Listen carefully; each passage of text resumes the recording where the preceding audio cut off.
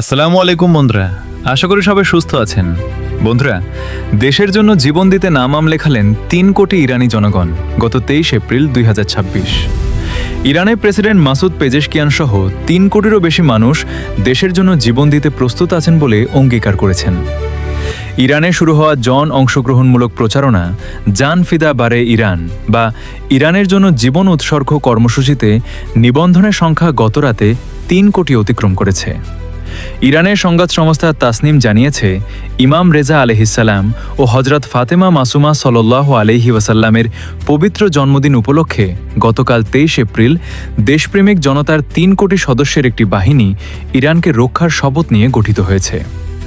এই রেকর্ডের মাধ্যমে ৩ কোটি মানুষ প্রিয় ইরানের জন্য আত্মোৎসর্গ করতে এবং ইসলামী বিপ্লবের সর্বোচ্চ নেতা আয়াতুল্লাহ সৈয়দ মুজতবা খামেনির নির্দেশ মেনে চলতে প্রস্তুত বলে ঘোষণা করেছে। বন্ধুরা, ভিডিওটি ভালো লাগলে অবশ্যই একটা লাইক তো আমি পাওনা দিলাম। বন্ধুরা, আরও এরকম ভিডিও পেতে চাইলে অবশ্যই চ্যানেলটি সাবস্ক্রাইব বা ফলো করে রাখুন।